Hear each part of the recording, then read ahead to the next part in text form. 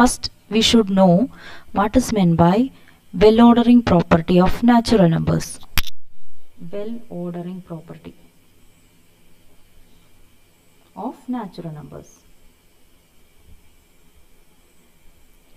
This well-ordering property says that every non-empty subset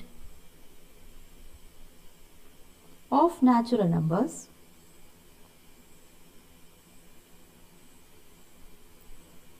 contains a least element in it.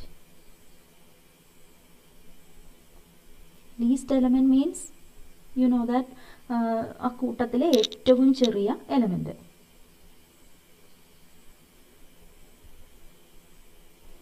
For example, if you take natural numbers, you have 1 as the least element. In even numbers, you have 2 as the least element. If you take integers less than or equal to 10, natural numbers less than or equal to 10, that means 1, 2, etc. up to 10, you have 1 here.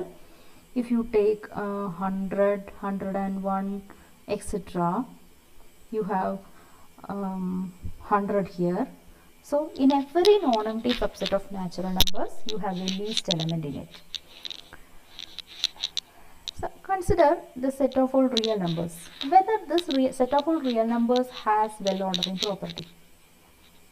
I'm taking a subset, say Z, set of all integers. This is a non-empty subset of real numbers. Does it contain a least element? No. Okay, so set of all real numbers does not have well-ordering property. So the next question is whether set of all rational numbers Q has well-ordering property. The set is a non-empty subset of Q also, and it does not contain any least element. Therefore, Q also does not possess well-ordering property. Whether Z possesses a well-ordering property? No, because Z itself is a non-empty subset of Z and it does not contain a least element in it. Therefore, Z also does not possess well-ordering property, but natural numbers has well-ordering property. Now, we will state the principle of mathematical induction. Principle of mathematical induction. To prove problems, you will be using the idea, prove that P of 1 is true, assume that P of K is true. If P of K is true, then prove P of K plus 1 is true. Then we will say that P of N is true for every natural numbers. Here, we will state it in a different way.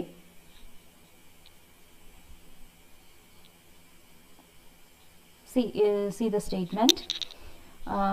Let S is a subset of natural numbers and S not equal to 5. That means S is a non-empty subset of natural numbers, and this set S has the following properties. This S has certain properties.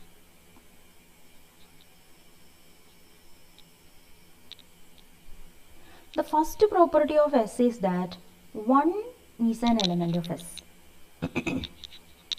And the second property is that suppose K is a natural number. If K is in S, then K plus 1 is also in S. Whenever K is in S, K plus 1 is also in S. So S is a non-empty subset of natural number which has the properties 1 is contained in S.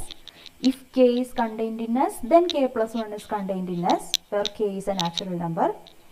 Then S is equal to N itself.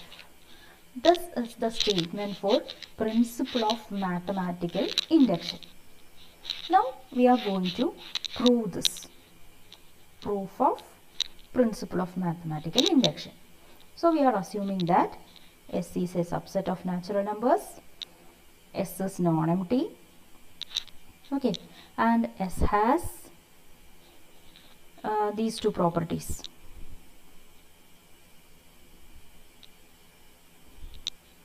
So I will mark it as star.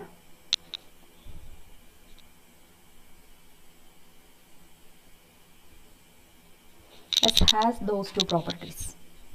Okay, we have to prove S is equal to N. So I am assuming that S is not equal to N. Anyway, S is a subset of natural numbers, and now we have taken S is not equal to N. That means S is a proper subset of natural numbers. S is not equal to N, but it is a subset. So S is a proper subset of natural numbers. So this means N minus S is non-empty. So N minus S is not equal to 5. It is non-empty. N minus S is a non-empty subset of natural numbers. Then well-ordering property states that every non-empty subset of natural numbers contains a least element in it. So N minus S is a non-empty subset of natural numbers. So there should be a least element in N minus S. So this implies N minus S contains a least element in it. I will call that element M.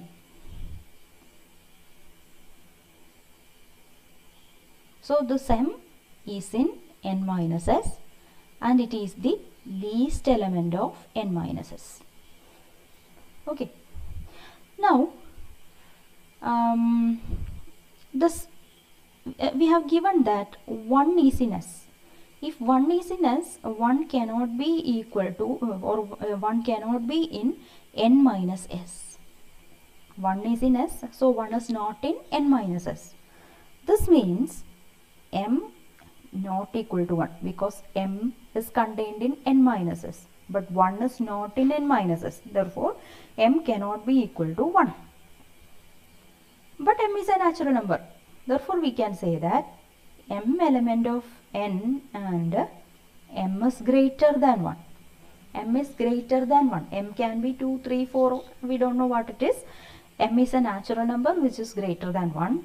Therefore, this M minus 1 is a natural number. Okay. Now, M minus 1 cannot be an element of N minus S. Why? Because M is the least element of N minus S. If M is the least element, anything less than M cannot be in that set. So M minus 1 is not in N minus S. And then the only possibility is that M minus 1 is in S. Okay, what about the second property of S? Whenever something is n, if k is in S, k plus 1 is also in S. So this implies M minus 1 plus 1, which is equal to M, is in S by, we have marked one star, the second property in star.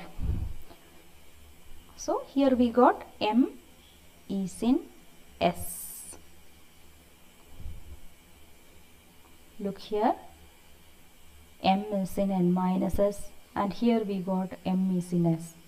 So this is a contradiction. Why we have arrived at such a contradiction? Because we have started from a wrong statement. We have started from a wrong statement. That means S not equal to N. That is why we have arrived at a contradiction. Therefore, S must be equal to N. This is how we prove principle of mathematical induction. And we will connect this statement with the familiar one in our next session. Now study well.